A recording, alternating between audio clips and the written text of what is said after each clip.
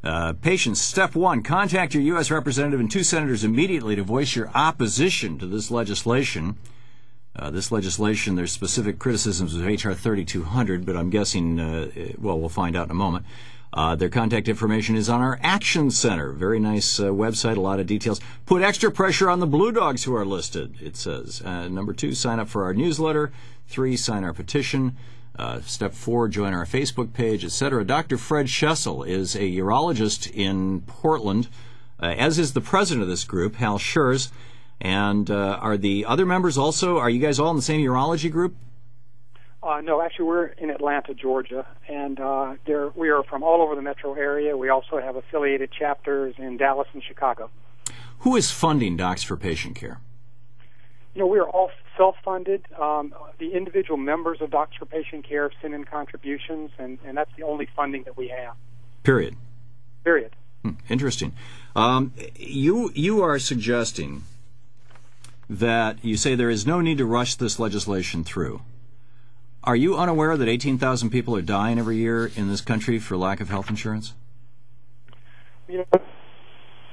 This proposed legislation is going to rob you of your ability to make your own decisions about your own health care, and I think that's the most dangerous thing about it. Why would adding a public choice, a public option is choice, why would that rob you of your ability to make choices?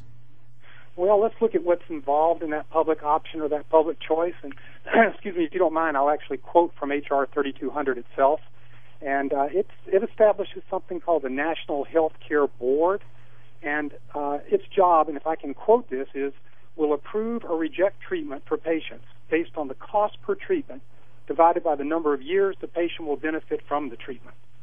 Now, to me, that sounds like it's reducing your life to a cost-benefit analysis. Dr. Fred Shessel, do you honestly, honestly here, do you honestly believe that any health insurance company doesn't do the same? Yeah, I absolutely do. There's a big difference between what happens when government rations and anybody else. Because, I've seen government rationing. I did a fellowship in England, and I worked under their National Health Service, and they have this exact same formula there. And I can tell you that what I saw was people waiting in long lines for long periods of time to get treated, and I saw people that couldn't get treated. So you're suggesting that here we've got, for example, Stephen Hemsley, who is the CEO of United Healthcare, one of the companies that you are working so hard to protect their economic interests. He's made $750 million over the last 4 or 5 years. Do you own, for example, a share in or a piece of a separate business like a urological imaging center or something, or a practice? I mean, are you defending a business interest here in this? No, Tom. As a matter of fact, I'm not supporting United Healthcare or any other insurance company. My job is to support the patient. When I became a doctor, I took an oath to protect you and to take care of you to the best of my ability.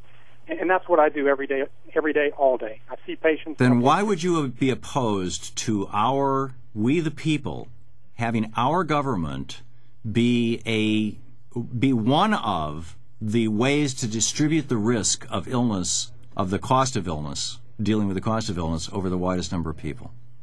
Well, again, I've told you, because I think when the government does it, they will rob you of your ability to make your own decisions. Just like the public libraries have put the public bookstores or the for-profit bookstores out of business? The public libraries don't have a National Health Care Board, nor do they have a Council for Comparative Effectiveness Research, nor do they have a National Coordinator for Health Information and Technology. You're really talking about apples and oranges. So okay, so you're saying that that if my health insurance is from United Healthcare or any other insurance company for that matter, that it's just absolutely unlimited, that they don't limit the processes or practices that will be reimbursed? No, You still there? Dr. Shessel? We have lost Dr. Shessel. So, I don't know. Okay, he wants to allow the individual family to be the owner of the policy. I really wanted to get to the larger question, what in my mind is the biggest question, which is why should we have health insurance companies at all? Why should we have them at all? I fail to understand why any for-profit business should be allowed to provide primary insurance. Okay, let's go back to this. We're back to Dr. Fred Shessel. Apparently, your cell phone was fading out. Sorry. That's quite all right. Let me just ask the big question. Sure. We have health insurance. United Healthcare made $5 billion last year. $5 billion in profits for their stockholders. That's $5 billion of health care that didn't get delivered out of premiums that were paid.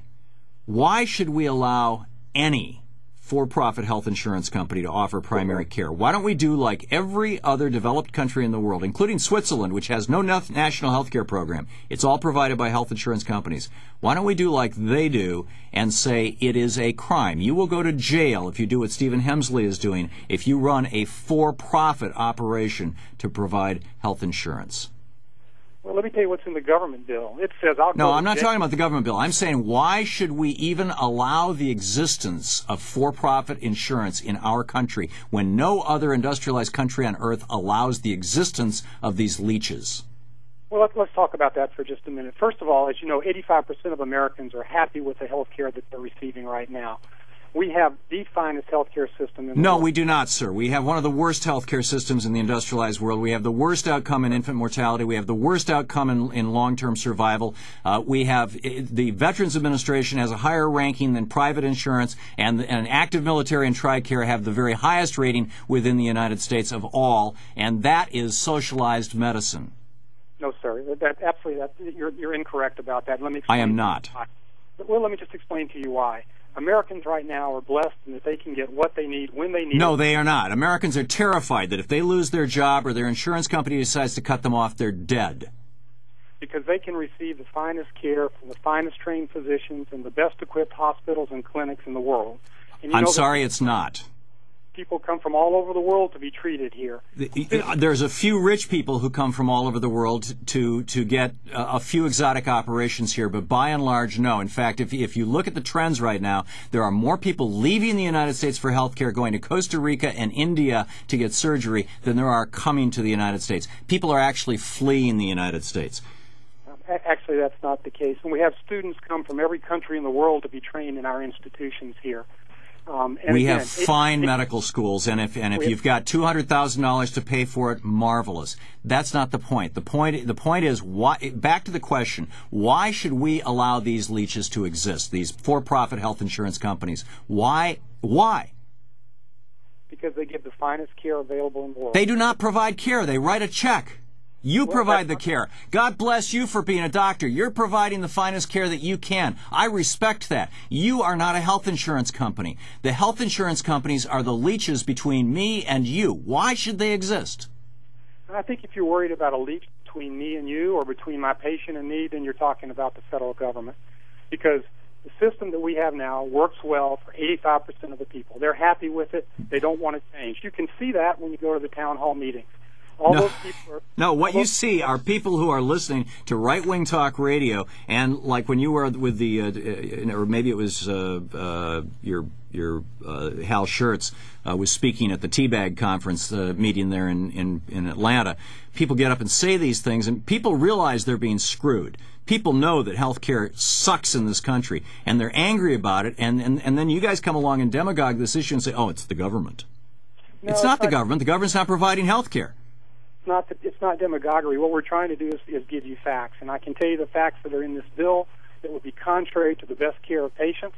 I can tell you that it will interfere between the patient and the doctor. You don't think United Healthcare making a $5 billion profit and Stephen Hemsley making $750 million in income off what people in good conscience thought they were paying for health insurance is destroying health care in the United States?